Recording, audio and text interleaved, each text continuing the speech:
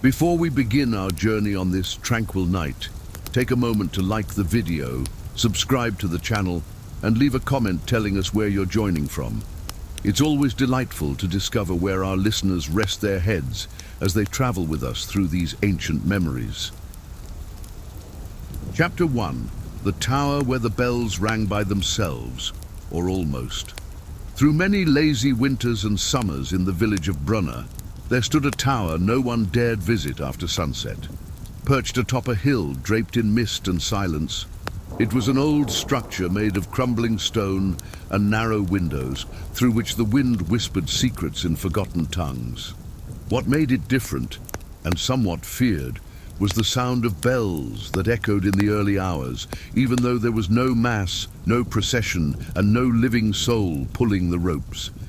The villagers called it the Tower's Lament, and many believed it was the work of a forgotten spirit, perhaps an old monk still praying for souls long erased from the records of time. As the years passed, people learned to live with the solitary chimes.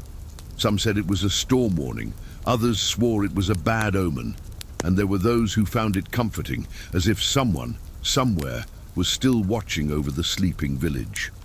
Children grew up hearing the stories, hiding under blankets whenever the bells rang under the full moon, and even the most skeptical would quicken their pace when passing near the tower at night, avoiding looking up, as if afraid they might see something or someone peeking through the cracks.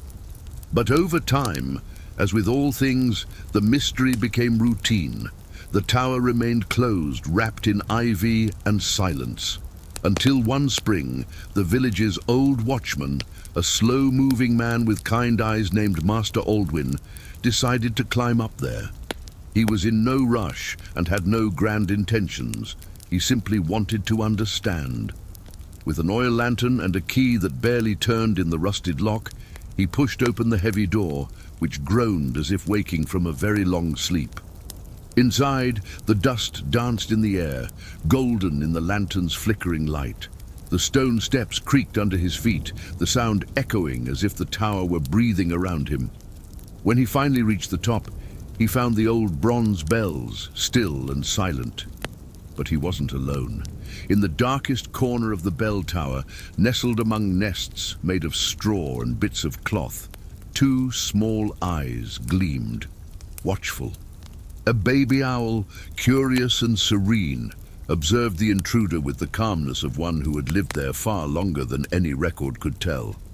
Looking more closely, Master Aldwin saw what he had never imagined. Worn ropes, slightly taut, tied to small branches where more owlets, 3, perhaps 4, played and hopped, testing their wings in the breeze blowing through the open windows. When they perched in just the right spots, their movements gently tugged the cords, still connected to the old wooden mechanism. That was it.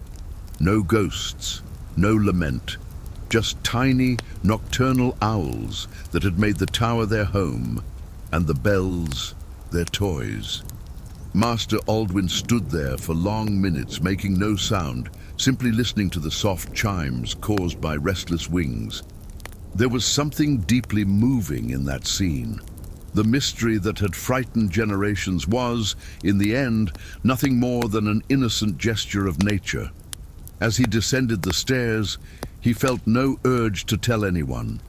Not out of selfishness, but because the discovery felt more beautiful when kept in silence, like a secret shared only between him, the tower, and the little musicians of the night. But of course, in time, the secret spread, as all enchanting things inevitably do. And when the children found out, they began walking to the foot of the hill on calm, breezy nights, lying in the grass to hear the bells gently chime, lulling the darkness with their shy melody. "It's the little owls praying for us," they would say, smiling with their eyes closed as the sky stretched above them like a sheet embroidered with stars. As the years passed, that old tower, once avoided, became a beloved place, almost sacred in its simplicity. The elders began calling it the Tower of the Dreaming Bells, And even the monks from the nearby monastery, usually so restrained, would smile when the bells rang out of time, saying perhaps God too enjoyed a bit of improvised music. No more fear, no more tales of sorrowful ghosts. In their place bloomed stories of wise little owls who knew exactly when it was time to cradle the village in gentle sounds. The owls continued living there through many winters, nesting under the beams and teaching their young to dance with the wind. And even after the last bell finally fell silent and the tower rang only in the memories of those who had once lived there, no one ever heard that sound with fear again. It was remembered with tenderness, like a forgotten lullaby that still echoes within us when the world outside grows quiet. And thus, in that tower where the bells rang by themselves, or almost, the mystery quietly said farewell, leaving behind a sweet sigh of longing. Chapter 2. The Cook Who Became a Hero by Mistake. I remember a particular night, many winters ago, when the wind blew as if sweeping old memories through the cracks of the castle walls. I was sitting by the fire, wrapped in a worn blanket, listening to my grandfather tell one of his stories, the kind where truth blends with the steam of a good broth and the smoke of the hearth.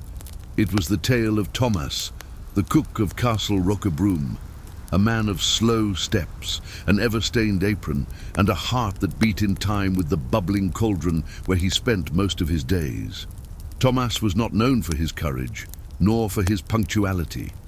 But if there was one thing everyone agreed on, it was that he made the best barley and turnip stew in 4 kingdoms, thick, steaming, with a scent that made the soldiers forget, if only for a moment, the cries of war outside.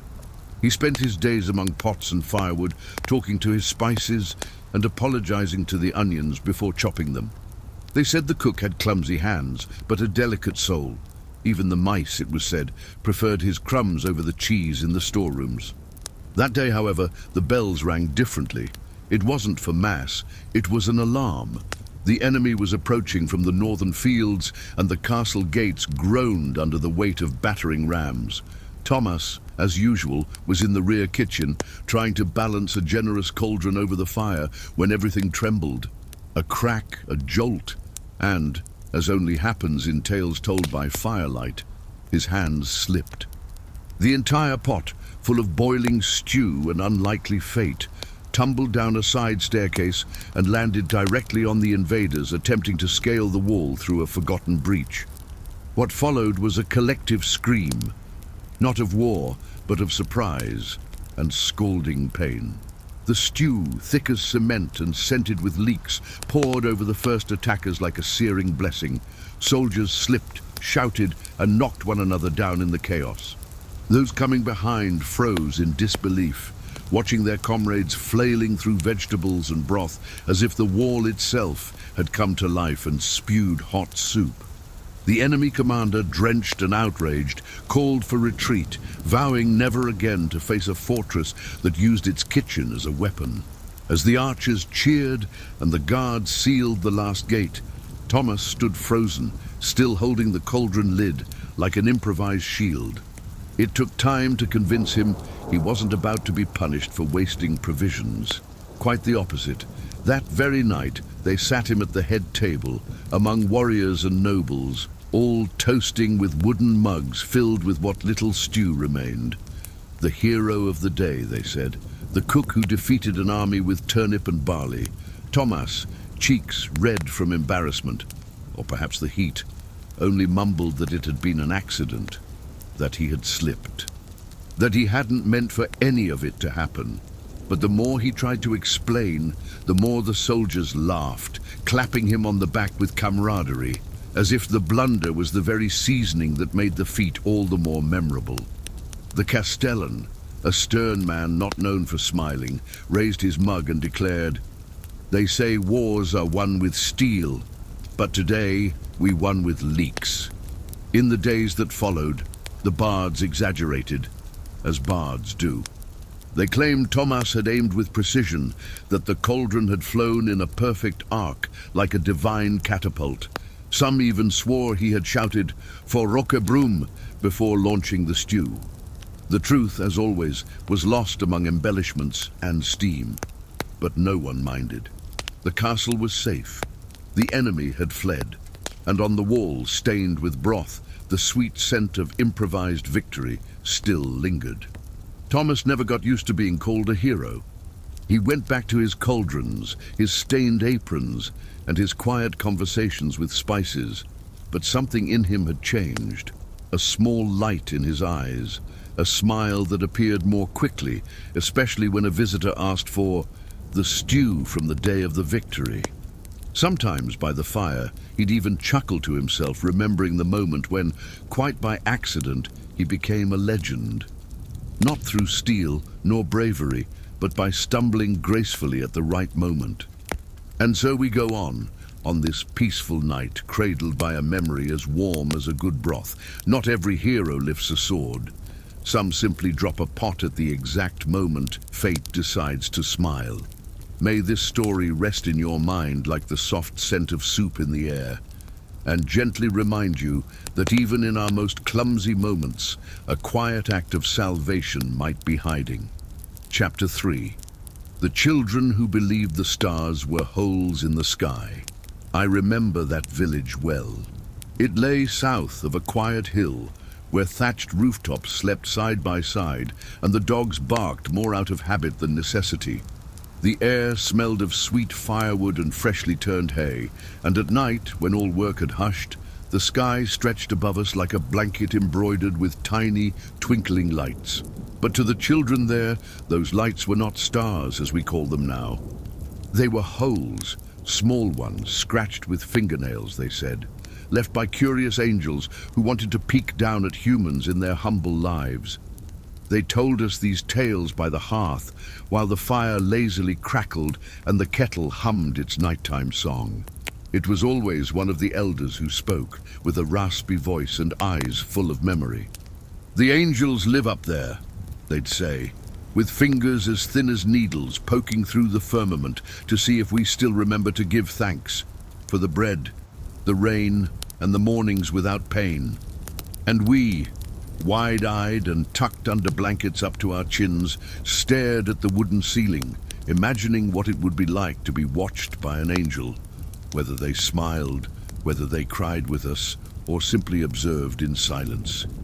Sometimes, before sleep, I would pull aside the coarse linen curtain and peer at the sky, trying to see the eyes behind the holes.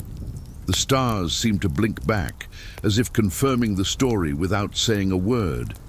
It was comforting, in a way, to think that someone up there was watching over us, even when snow piled against the windows and wolves howled in the distance.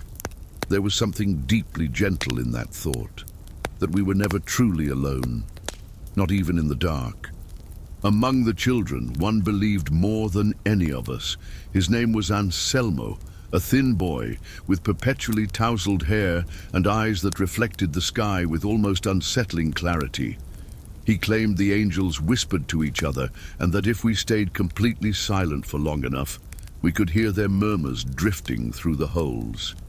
Sometimes, Anselmo would lie on the frozen grass for long minutes, arms folded behind his head, lips parted in a faint smile, as if he were listening to something no one else could hear. It was he who spread the idea that every star was connected to a person. When someone does something kind, he'd say solemnly, the angels poke a new little hole to see where such goodness came from. Would be, and so, at the village school, little more than a room with wooden benches and a chipped slate board, we began to compete, quietly, to see who could earn more holes. We left bread on windowsills for the birds, carried firewood for the elderly, and helped sweep snow from the chapel steps, all to make the sky more perforated, more starry, night after night. The most beautiful nights were the ones when the cold painted rooftops white and the sky seemed closer, as if the angels had lowered the veil a bit to get a better look at us. On those nights, we gathered silently in the field behind the stable, lined up like little monks, with cold hands clasped and eyes turned upward. Every new star was a cause for joy. "That one's mine," someone would whisper. "I helped Miss Adela with her hens today." And we'd all nod, as if the angels above could see our gratitude. Over time, we came to know the stars by the names we gave them. There was Marga's star, lit the night she shared her barley cake with a wandering boy, and Elias's star sparked after he made a tiny boat from twigs and set it afloat in the stream, just to see how far it would go. Every light in the sky was a living memory of a small but genuine act.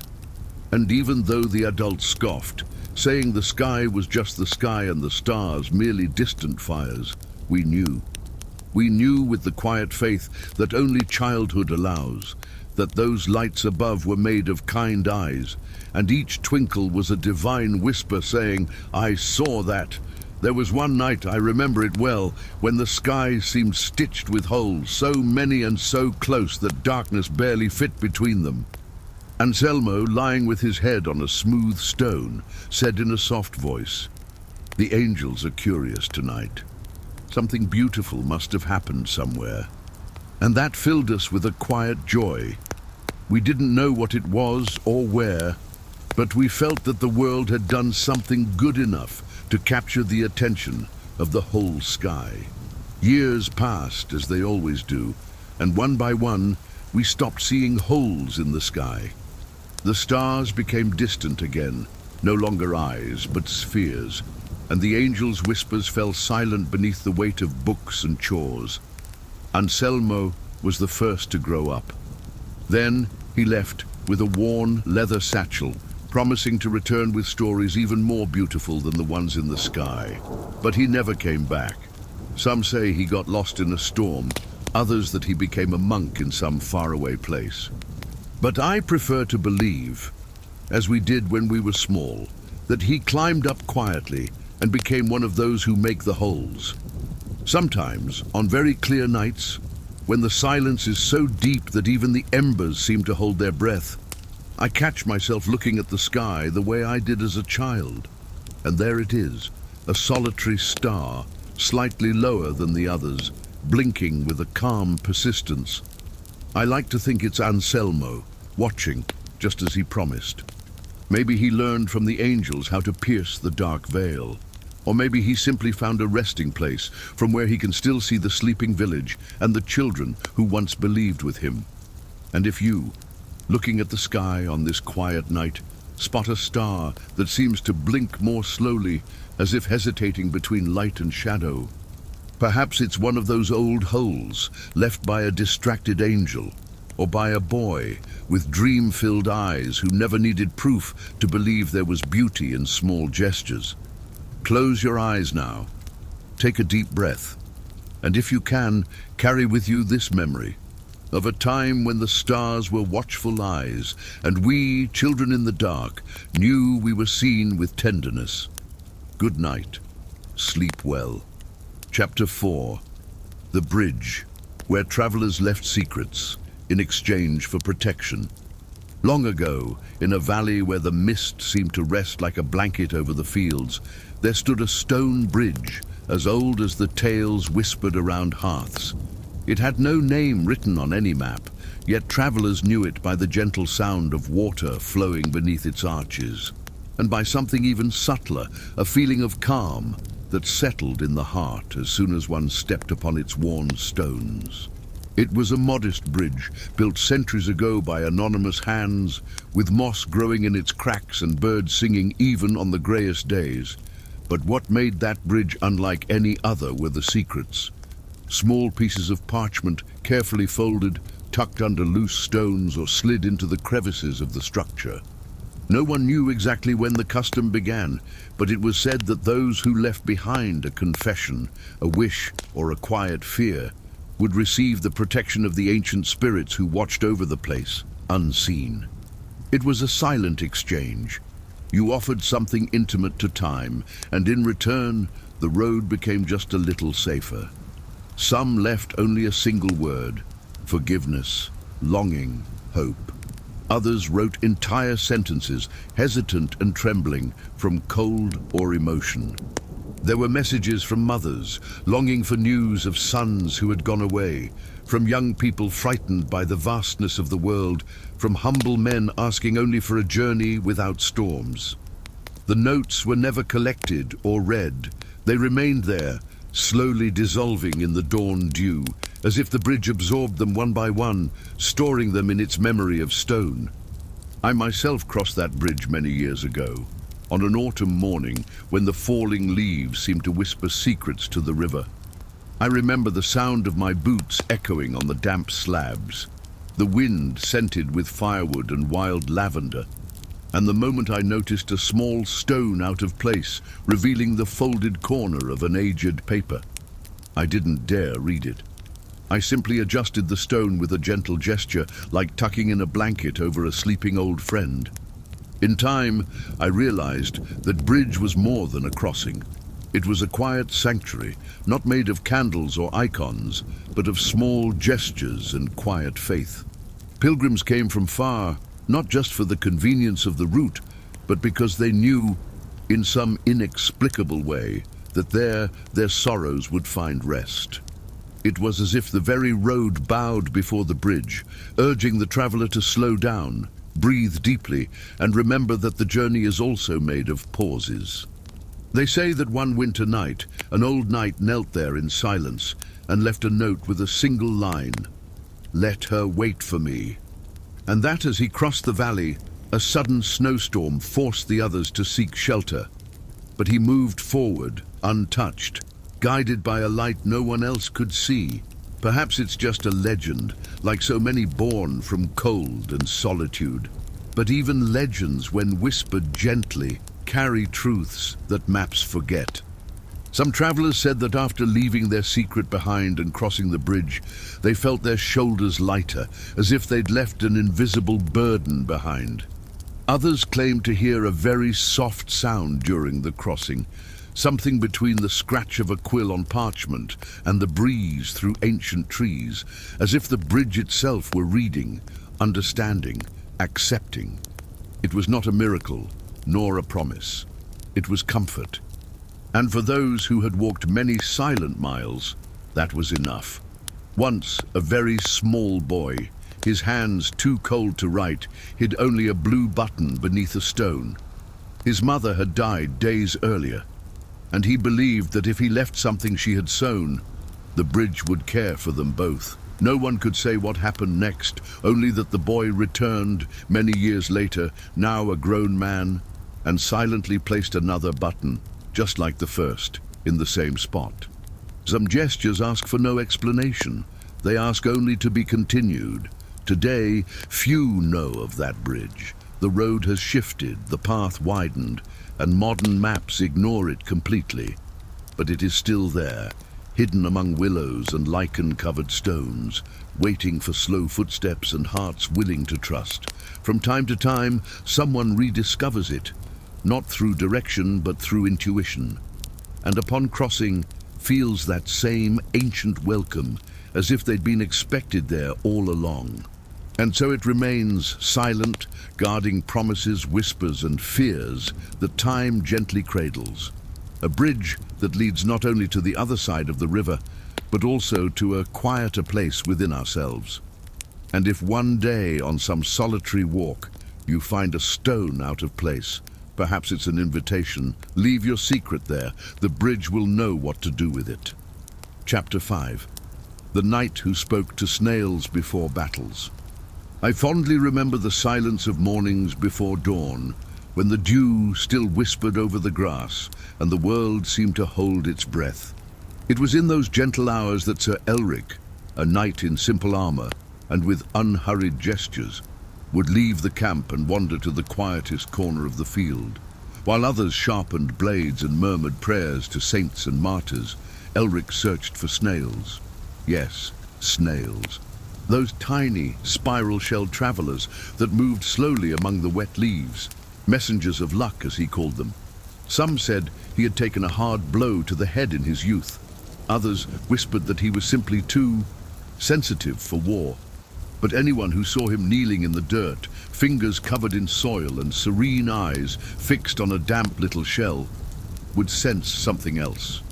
It wasn't madness, it was calm, as if, in that strange ritual, he was drawing thorns from his soul. He watched each creature carefully, murmuring secrets, requests, and sometimes simple thanks. "You survive everything, even the weight of your own home," I once heard him say, smiling at a snail like greeting an old friend. They said he never went into battle without first finding at least one of these tiny companions. If the weather was dry and the snails hidden, Elric waited, not with anxiety, but with patience, as one who understands that certain meetings cannot be rushed. On rainy days, it was common to see him walking with his hands held out before him, gently welcoming a snail to rest for a moment on the iron palm of his armor. "Today we will have luck," he would murmur, and no one dared laugh. There was something in that serenity that silenced even the most cynical. Over time, the soldiers who marched beside him stopped mocking and began to observe. Slowly, one or two began carrying small offerings, a smooth stone, a sprig of rosemary, a flower bud tucked into their breastplate. Not for the gods, but for the snails. Because somehow, Elric reminded them that even on the eve of blood and chaos, there was room for a gesture of gentleness, something so small, so quiet, yet it warmed the spirit more than any blessing or armor. I remember one particularly damp morning when the fog clung to our shoulders like wet wool. We were about to face an army that outnumbered us, and the camp was full of pale faces and eyes drained of hope. As always, Elric slipped away in silence. When he returned, he carried in his hands a tiny snail with a golden shell. Without a word, he passed among us, letting each of us touch it. It was a simple gesture, almost foolish. But when we held that delicate creature, something within us stilled. Not courage exactly, but a truce, a moment of peace. And that was how we won that day. Not with fury, not with hatred, but with an uncommon calm, as if we were protected by something beyond blades and strategies. Some swore the snail vanished the instant Elric stepped onto the field. Others claimed he returned it to the earth just before the charge. But no one forgets the light in his eyes, or the way his horse moved as if treading on mist and prayer. He seemed untouched, not invincible, but at peace. Over the years, Elric's story spread beyond the battlefields. Children began searching for snails in their gardens, not to drive away monsters or summon victory, but to ask for advice. In distant villages, old weavers stitched small spirals into their shawls, and farmers left fresh leaves by their wells. For luck, like the night did, they'd say. No one quite knew where the reverence came from, but it grew like moss over stone, slowly, silently, inevitably.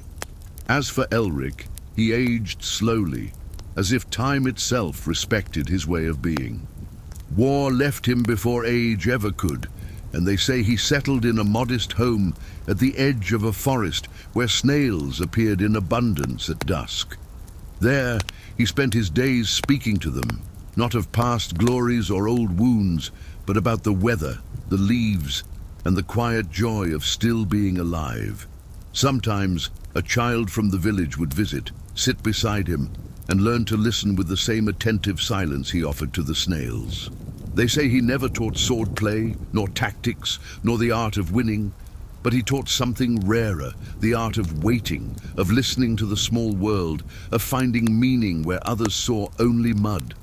In his own way, Elric became a kind of living legend, not for bloodshed, but for his persistent gentleness. And when he finally departed this world, it was on a spring afternoon, seated in the shade of a walnut tree, with a snail resting peacefully in the palm of his hand. The villagers raised no statue, no grand tomb. Instead, children buried small shells around the tree where he used to rest. Every spring, wildflowers bloom around that place, and families come in silence. Some whisper requests, others simply close their eyes for a moment, and if by chance they find a snail along the path, they say it's a sign that they've been heard. And so, even after his passing, Sir Elric continued to guide restless hearts, not with swords or promises, but with the gentle reminder that there is beauty in the small, strength in listening, and luck in what we choose to love with constancy. The world does not remember his battles, nor the names he shouted in combat, but it remembers the way he bowed to a fragile creature as one might greet a king. So if ever restlessness comes knocking, if the world feels too loud, too rushed, remember Sir Elric. Step out into the garden, listen to the damp earth, watch the glistening trail of a small snail, and perhaps right there, without saying a word, you'll feel that ancient peace return, the same peace that once led a knight to pause, kneel, and whisper softly to luck. Good night, traveler. Sleep well. Chapter 6. The bell that only rang when it snowed, and no one knew why. I remember that village well, small, remote, tucked away between hills of silence and whiteness. It was a place where winter arrived early and left late, like a stubborn guest who enjoyed the cold and root tea. The houses, with stone roofs and wooden windows, huddled under the weight of snow, while chimneys released thin threads of smoke, warm whispers against the grey sky. But there was one thing, just one, that marked the true beginning of winter, the deep, slow sound of an old bell hanging in the empty tower of the old chapel. The bell didn't ring for festivals, nor for funerals, not even on Sundays. It remained silent, nearly the entire year, covered in dust and cobwebs, as if it were asleep. But at the first real snowfall, the kind that came to stay, it would ring. A single chime, sometimes two. Long, deep, with an echo that seemed to come from the frozen sky itself. No one really knew why. Not the priest, not the blacksmith, not the old woman who swore she'd been born when the bell was still new. Some said it was the ice, that when the temperature truly dropped, the metal contracted and triggered some ancient mechanism, as if the cold awakened the tower's memory. Others, more dreamers, and there were many of those, preferred less explainable things, that the bell had a soul, that it could feel the arrival of winter the same way our bones can, that it was a warning, or maybe a welcome, the sound of a season that didn't ask for permission but kindly let us know it had arrived. I was just a boy when I heard the bell for the first time. I woke up in the dark thinking it was thunder, but there were no clouds, only a clear sky full of stars and soft snow falling in silence. The sound came from far away, as if pulled up from deep beneath the earth. It wasn't frightening, it was old, as if someone very ancient, very kind was saying, "It's time to light the fire, close the doors, and remember the stories." My father didn't wake, nor did my sister stir, but I stayed there listening until the sound faded into the trees. As the years passed, the bell became part of the village's invisible calendar. Before the dates marked on almanacs, before the strongest frosts or the lake froze completely, it came, sometimes at dusk, sometimes in the quiet of night, and always, always, with the first true snow, not the kind that melts quickly, but the kind that clings to rooftops, boots, and eyelashes. That's when people knew it was time to store the last baskets of apples, reinforce the window latches, and prepare the thick wool blankets. There were, of course, attempts to discover the source of the sound. Once, a curious blacksmith climbed up the tower with the village's bravest carpenter. They spent days inside, dismantling gears, examining chains, tapping with tiny hammers, testing weights, but nothing. No wires, no secret mechanism. When they returned, covered in soot and crow's nest dust, they simply said the bell was whole and still, that nothing moved it, that it seemed impossible it could ring on its own, and yet somehow it did, and no one wanted to argue after that. With time, the elders stopped trying to understand, and the young, well, they learned simply to listen. There was something sacred about the sound, not in a churchly way, but as if winter itself had knocked on the door to say, "I'm here, but don't be afraid. When the bell rang, people lit more candles. Hands reached for steaming mugs. Even the dogs, who barked at everything the rest of the year, curled up quietly by the fire, as if they too were hearing something distant, something very, very far away. In the nights that followed the chime, the village changed. Conversations slowed, laughter softened. Some said dreams changed too, more vivid, older, as if pulling memories from other lives, other winters that may not have been our own. The school would close earlier. The tavern served thicker, sweeter porridge.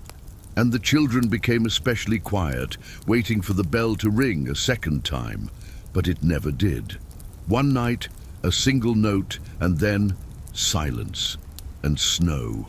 One of those nights, already grown, I decided to return. The village seemed smaller than I remembered, or perhaps I now saw everything with wider eyes, fuller of absence. I walked the same stone paths, now covered in a thick and delicate blanket. The windows still had wool curtains hanging like sleepy eyes, and from the chimneys rose that unhurried smoke that never seems in a rush. I stayed at my aunt's old house, which smelled of dried elderflower and rye bread, and I waited. On the third night, the snow came in earnest. Not a drizzle of ice or a handful of scattered flakes, but a spiral dance that covered the world without a sound. I was lying awake, eyes lost on the ceiling when I heard it. The same sound, deep, round, slow, as if time itself had taken a deep breath. I rose, wrapped in a blanket, stepped out onto the porch and looked toward the tower. No light, no shadow, only the bell, motionless. But the sound still vibrated within me, as if it had been rung not for the ears, but for the soul. I heard it again in the days that followed, not with my ears, which were occupied by the crunch of snow beneath my boots, by the crackle of logs in the stove, but with my whole body. The bell seemed to live inside me now, as if that ancient chime had found a home, a permanent echo in my memories.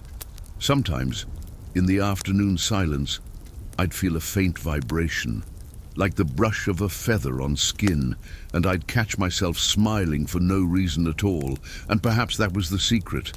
The bell didn't announce the snow. It reminded winter's heart to beat in rhythm. I never learned the truth. I never tried again after that, because I understood the mystery was part of the grace. Sometimes the most beautiful things don't need an explanation, only to be heard. The bell rang when the world turned white, when the cold arrived with its cutting gentleness, when it was time to retreat and remember that even in silence, there is music. And that deep down we are all made of little winters and of sounds that only ring when no one is looking.